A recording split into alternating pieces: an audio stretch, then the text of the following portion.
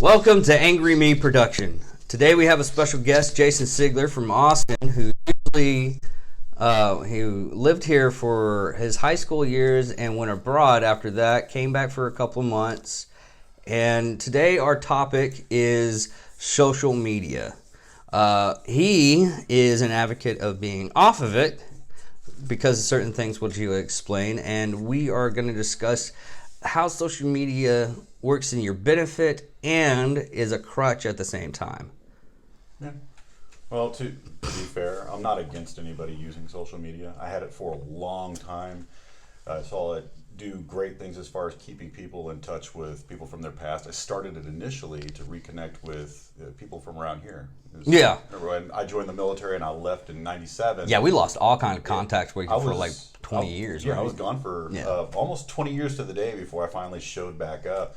Yeah. But once I left Wichita Falls the second time, when I took that job out in Austin, I needed social media for work. Because I had to use it for marketing and for staying in contact with students that we had at the school and whatnot. Yeah.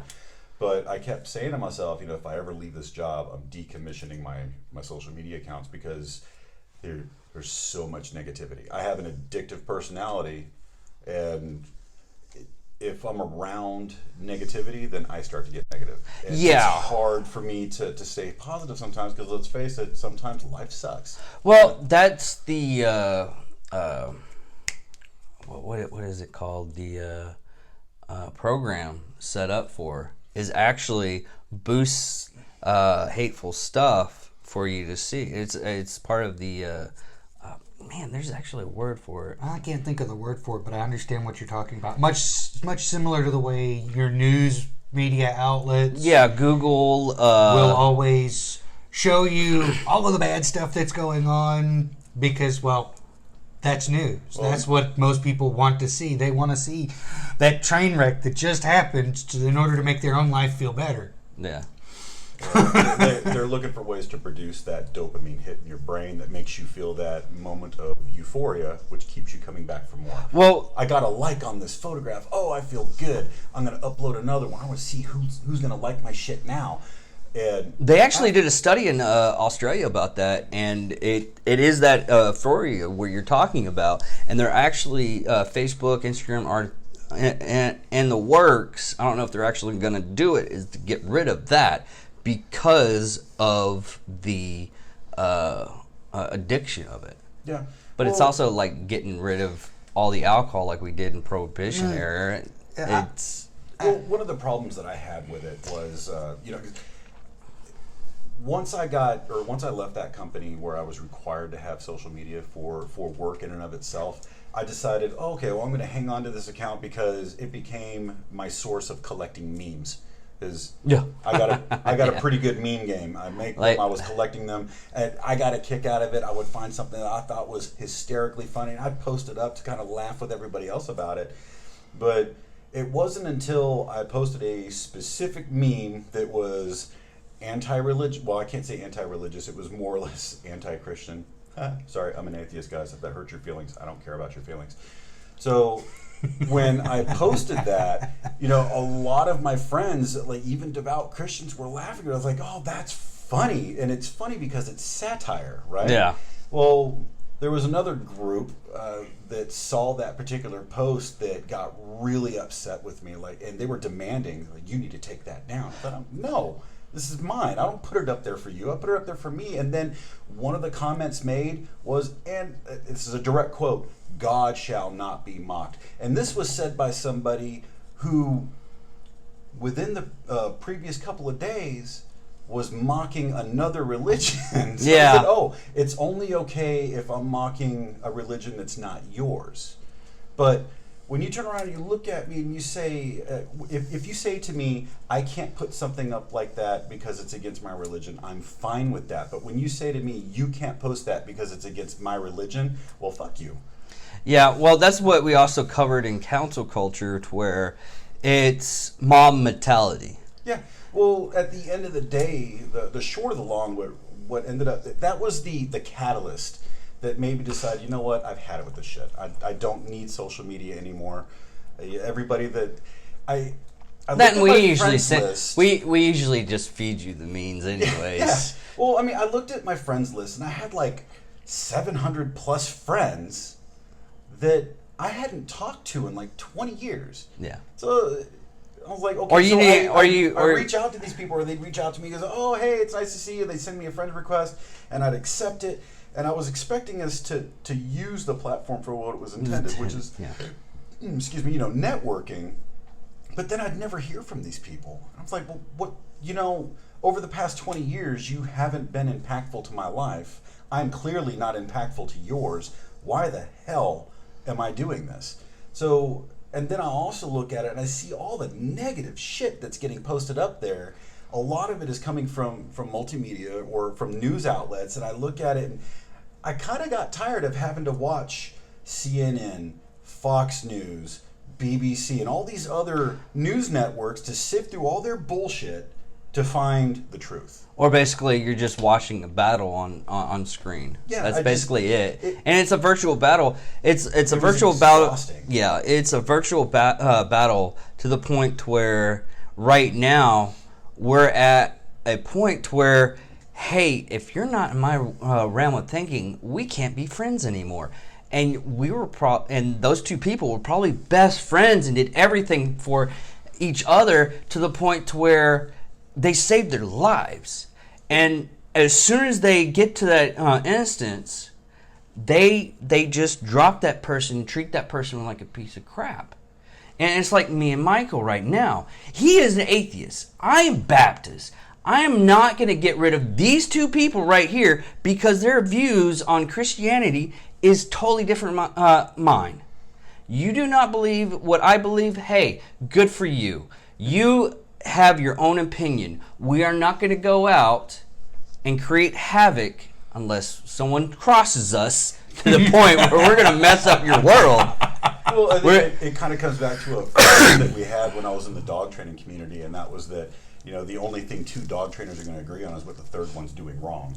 So the same thing can be said with religion. Well, it's the same thing as what's breaking us apart now is technically the stuff that we don't care. Most people don't care about when you actually hang out and have good conversations. People don't even want to have good conversations. They want to have a good fight. And instead of fighting, you debate. You don't fight. You don't argue. You're not arguing. You're debating. And after you're done, you still go out and it's like, hey, I hear there's a new movie. You want to go see it? Yeah, sure. Let's go see it. And I can agree with most everything he said, down to the point of, people either want to have an argument or they want to have a yes man saying, I agree with you. Yes, you're 100% right. Everything you just said is, how do you learn from that? If your opinion is always being up-talked and nobody brings out the negatives of what you have to say, how do you learn from that? No, you don't learn it for anything. I Hard mean, thing is for people to get out of their own way. yes. No, you can laugh about that, but having a conversation and a person just wanting to get their point across to where they know they're doing right. They want to believe they are doing right, no matter what the argument is. It could be about politics, it could be about religion, it could be about how your lifestyle is going. It could be about how you train your dog, because I know there's some people that know how to train their dogs better. For you believe that your training for dogs is this way. And I even said, hey, I found this guy on a podcast called Mike Rowland? Mike Ronald? Ritland, Ritland? Yes, Mike Ritland. Navy SEAL. Yeah, Navy SEAL, who now what he does is he takes service dogs and trains them out of the environment that they were in so they can just be a regular dog. Mm-hmm. And you have a disagreement on how he does his stuff. No, I don't have a disagreement with regard to the way that he trains dogs. I'm sure that there's going to be areas that he and I would definitely not see eye to eye on. I do like the idea of taking, and when you say service dogs, you're probably referring to military working dogs? Yes. Okay. So when I'm all for taking these dogs that were military working dogs or law enforcement working dogs, dogs that had a long, stressful career of being around gunfire, jumping out of planes, strapped to killing machines. Yeah. And Bird doing missiles. what they do. Yeah, oh yeah. Rehabilitating them and training them to go into a family unit. I'm all about that. That is a great thing to do. The problem that I have, and he probably doesn't even do this, I don't know for a fact, but when it comes to these dogs, they're purpose bred. Yeah. These dogs, these Belgian Malinois, were not designed to be a pet. That's my Belgian Malinois is my favorite breed of dog, but I will never have one. Why? Because, well, one, I'm selfish. I'm not going to have a dog who is going to require, or who I would end up having to readjust my life to revolve around that dog. These dogs are insane. Their level of drive is something that I've never seen before, except in a Belgian Malinois. This is the type of dog that you take outside and you can load their tennis ball into a fucking cannon and just shoot this ball hundreds of meters for an hour straight, wearing these dogs out running at 35 miles an hour for an hour straight, chasing this ball down, and they keep bringing it back to you like, okay, throw it again, throw it again, throw it again. But when you finally get done and you go inside, that dog will look at you and go, hey, human, that was 1 hour. We still got 24 left, or 23 left. What are we going to do next? Yeah. Yeah. So these dogs require so much mental stimulation to keep them at a level of calm that, one, will prevent them from destroying everything that you own, because if you take a dog with a high drive and you don't exercise their brain, they become destructive. That's why your dogs chew holes through your drywall. You're not exercising their brains. You can take a dog outside and try to wear them out physically, but what people don't get about dogs is they recover from physical exercise ridiculously fast. You remember Gibbs. Yeah. I would take Gibbs outside and hurl that ball for 2 hours. He'd come in and he would pour himself into a puddle on the kitchen floor. He would lay there for 20 minutes and then he'd come back and go, hey, what are we doing next? Yeah. Yeah, so until you exercise their brain, exercising their brain will cause a reaction in the brain that will keep them calm for hours. But people don't know how to do that. Yeah, that's the reason why I don't really want a dog. And if So- I do get a dog, I would probably just get, instead of, because I'm a avid fan of the Australian Callan dog, but I would rather have like a beagle. No, God, no, not for me.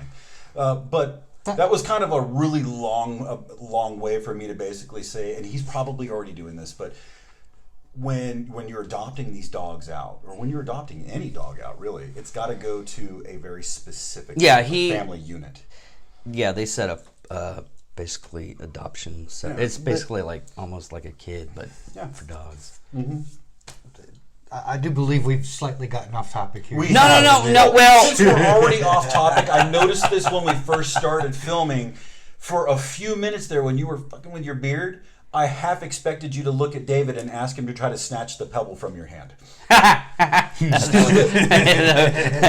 would have done it. I was just waiting to see it happen. That's why I kept glancing over at him while you were talking. I would have done You're it. doing this number. I would have done it like Master Kin. Well, when I was really little, I had this like nervous tick, and I would constantly scratch right here, and I literally destroyed a section of my scalp when I was very young. So as I've gotten old enough to have other places to touch when when that nervous tick hits, and I end up doing things like this. The way that you said that sounds wildly inappropriate. I got older and had other places to scratch. Yeah. I'm yeah. like, don't go there. Kids are watching this. Very rarely do I intentionally make an inappropriate statement. Yeah. Not me. No. Me, I'm pretty much, everybody has to keep me quiet. There's only Why is there one of those Hannibal Lecter masks on Dave again? It's the silencer of the lands. It's for everybody's safety and well. Me, I know I will tend to rant if given an opportunity, not realizing that I'm doing it. I will just on and on and on about something that has no real meaningful purpose. All right, so getting back onto the original topic, we were talking about the social media and why I no longer have it. Well, when all of that negativity was coming out, I finally just said, you know what, screw it. I don't need this shit anymore. So I decommissioned my social media page, and it's been, 10 months since I decommissioned my page. Yeah. And I'm fine.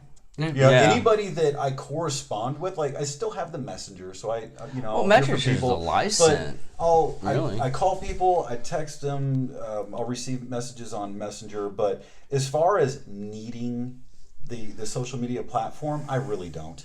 It's not going to affect me. It's actually been better for me, because instead of being glued to my little tiny screen, like most of the rest of the new hunchbacked world of freaking liberal arts and gender studies master's degree holders, I don't feel the need to seek the approval of people that I don't know. Yeah. And the opposite of that is literally there's more startup companies because of the social media. They're getting their products out to the point to where biggest one is probably like like Grunt Style, Black Rifle Coffee, Ranger Up. They're the ones I actually follow, and they do have a bunch of stuff. But and going off of that, you also got your podcasts, and what we're doing now is creating your own channel on YouTube, and it's called Melting Snow, by the way. Yeah, I was gonna do that at the end, but you can promote yourself. I don't care. That's right. I will allow anybody to promote anything except for like really, really messed up things. I do what I want. Yeah. But it's literally helping the economy for what it's doing right now. And I got out. I was listening to the podcast "Holding the Truth" with Dan Crenshaw, the District 1 in Houston for Texas. He's a congressman for Texas, and he has his own podcast, and he interviews people of the state and other business people too.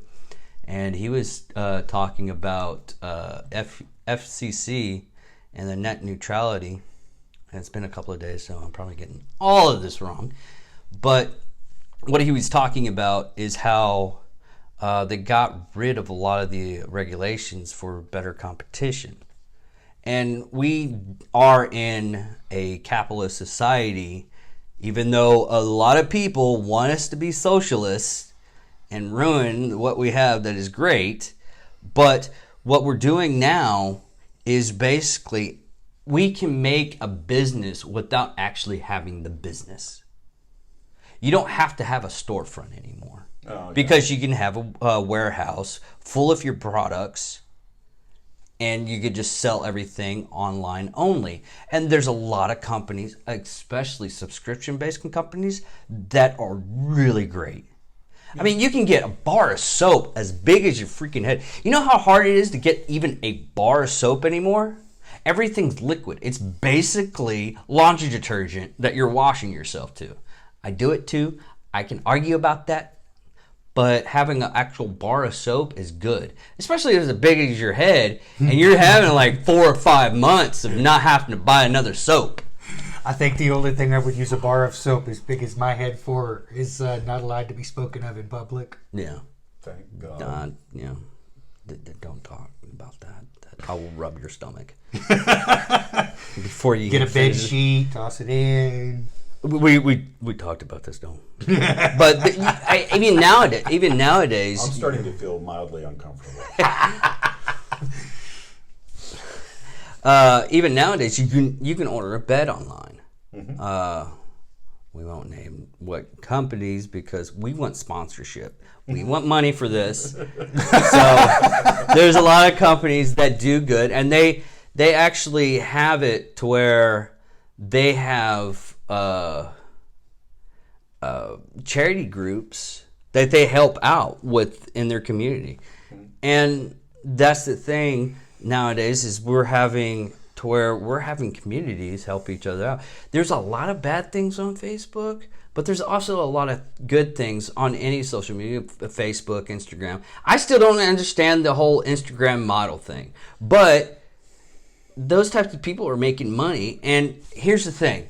They're making money, and then they're spending that money to either A, improve their business, which a good business prosperity would actually just, I'm not going to make a lot of money for this. My company is going to make a lot of money, and I'm going to get that person that doesn't have a job and has life just beating the crap out of it, bring him in, say, hey, hopefully you're stable enough to where you can work at this job. Hopefully you are. And they're going to lift themselves up. That's how you get the poor out of your community. But You don't go out and you can build houses for them, temporary housing. It's temporary because you want to go ahead and you want the community to have a business to bring that person in to work so they can better themselves. And hey, maybe since they get this money, they go ahead and they make their own business and start a cycle that's beneficial for this country We and got the off world. topic again. but that's kind Not of, really, because that's What does what that have to social. do with social media?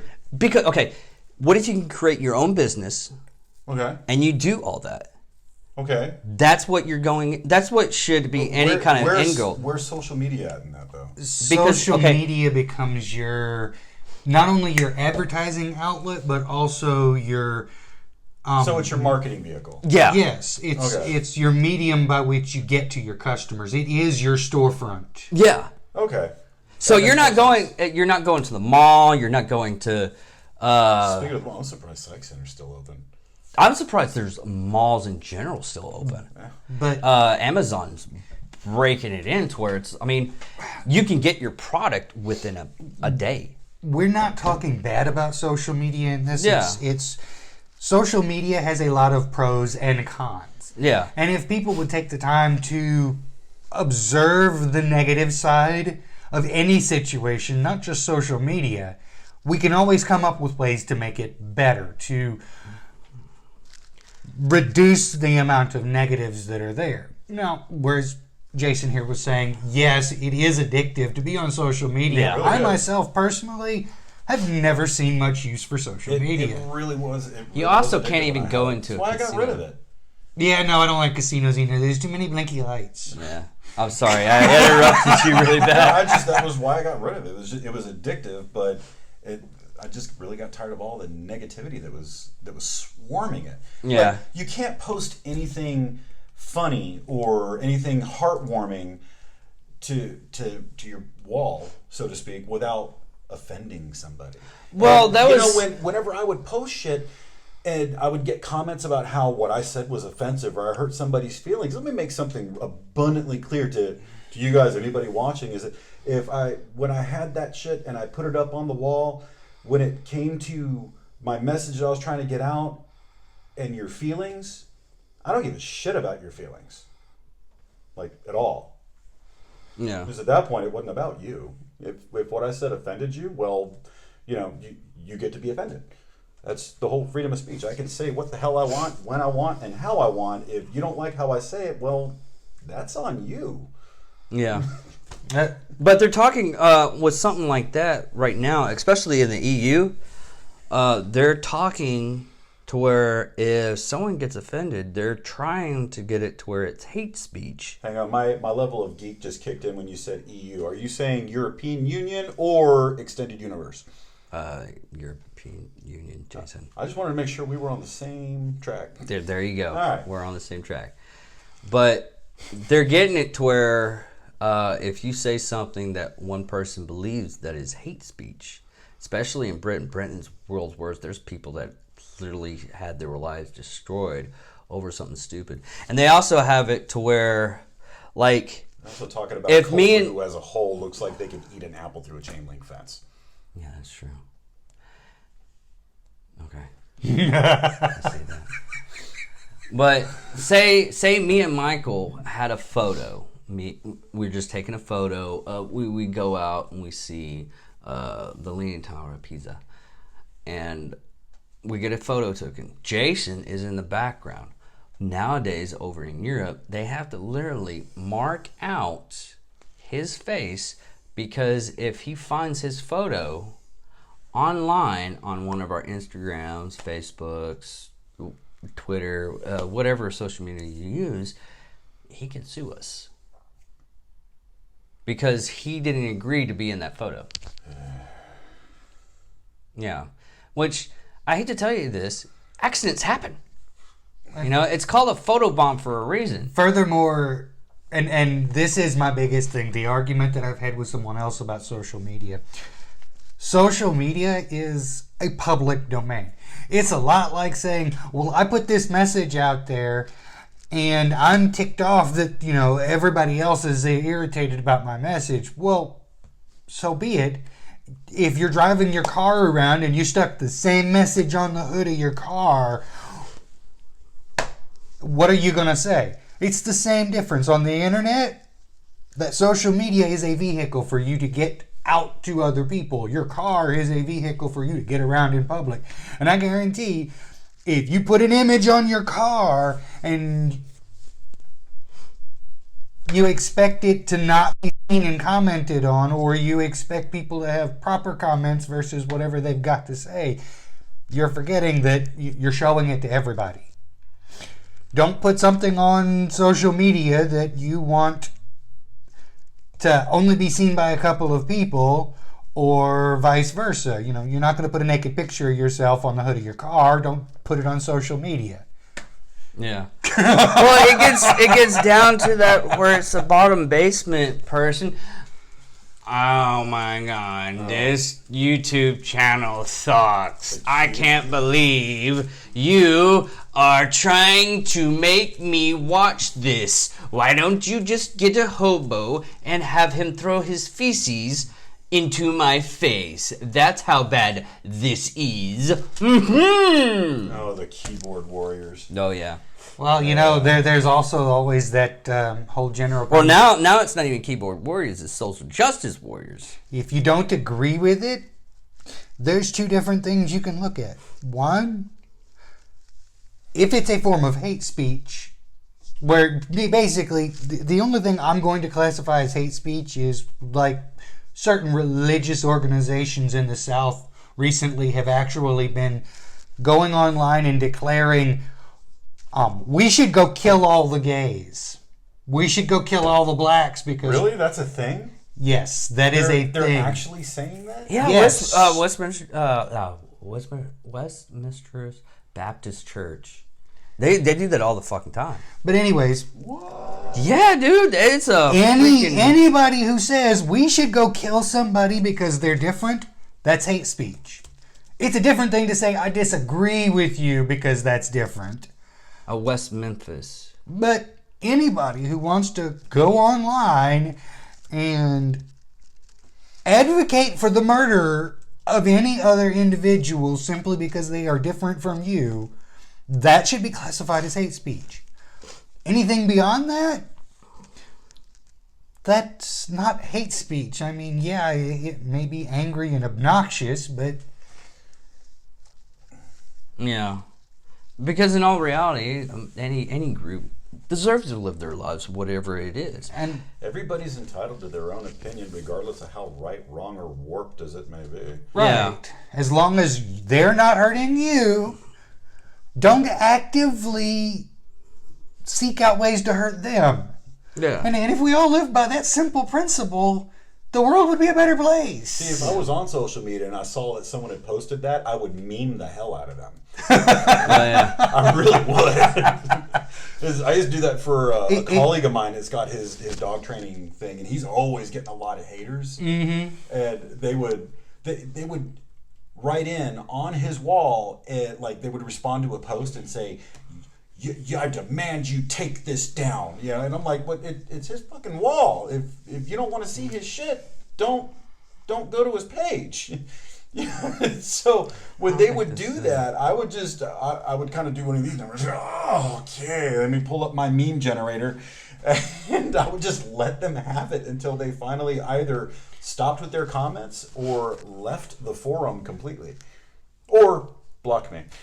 But, it's... They're perfect. They are allowed to believe whatever they want to believe. Yeah, you're allowed to be a dickhead. Just But be aware that when we're gets, allowed to give you shit for being a dickhead. But Yeah. when it gets to the point where you're advocating physical violence against another person Or group. or group, it ceases to be an opinion.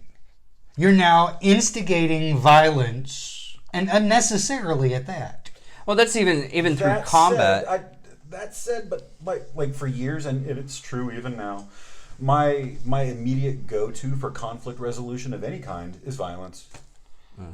Well, it's even going. But it going. I'm not saying I'm proud of it, but it's what I do. Well, it's like this. Going to like combat and everything. The best thing that you can ever say is never hate your enemy, because one day you'll need them. No, I hate my enemy. Well, I mean, right now we're in peace talks with the Taliban, which have been our enemy for about 20 years. No, I hate my enemy. Okay.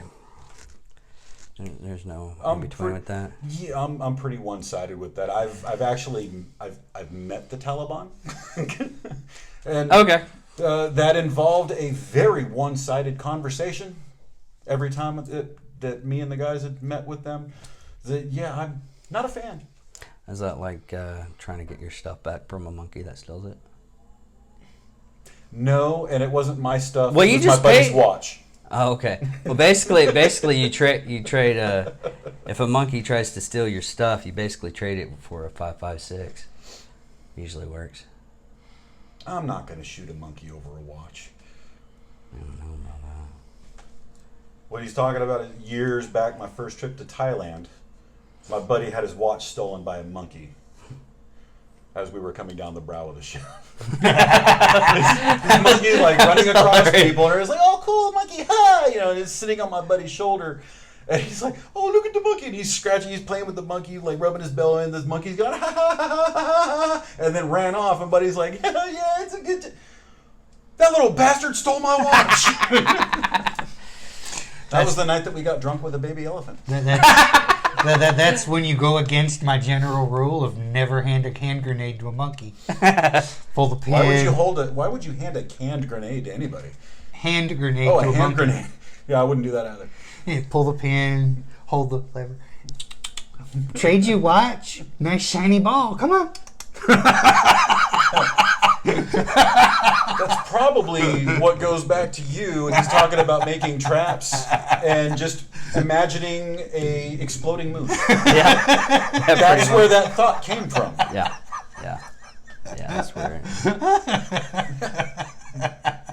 Michael's great. But in hindsight, social media is a new information. It just started. It's very new, and it's to the point. What was it, 2008? We got we got about 12 years on it, and we're seeing a lot of bad stuff now recently because of the availability of the internet and through this stuff. I mean, even, grandmothers don't know how to use the internet, but they know how to use Facebook. Yep. And some people's ideology is going to cross against anybody else. It's going to be hurtful. But I guarantee you, it's not going to cause you to the point to where you're going to be hurt for the rest of your life. If you are, Kill yourself. no. No, I shouldn't say that. No, you shouldn't say that. But if you are so weak emotionally that stuff that you see on social media is going to get you to question whether or not you want to be on this great little blue rock in the universe, you've got bigger problems than you realize. You need to talk to a professional. Yeah, well, it's like that chick that tried to get she tried to become YouTube famous, And what had happened is she believed that she was supposed to get money from YouTube, and she shot up the place. Sorry, I shouldn't laugh at that. But that ends our rant for social media. Good and cons and pros and cons on it. Jason, you have a page called Melting Snow. Yeah, well, it's not a page. I have a YouTube channel called Melting Snow. Okay. It's just me and a buddy, and we basically talk tactics, guns, firearms, combat. Basically, just a lot of shenanigans. Basically, using we do a lot of video breakdowns of people doing stupid shit that makes us laugh. Yeah. So we'll pick it apart and give it a hard time. Yeah. It's if you're a liberal snowflake, my page is probably not for you. But by all means, go ahead and give it a watch. Give me a comment. Bad comments are good too, because I will eventually use those in the follow-on episodes. Yeah. And if you want to have us go over a topic, go ahead, go to Facebook, Angry Me Production. Go to Instagram, Angry Me Production. We don't have a lot of stuff on those pages as of right now. And if you want to, go ahead and comment. We'll see what we can come up with next time. And thank you for watching. I'm David Dickerman. Michael Moffitt. My name's Jason. And we are going out.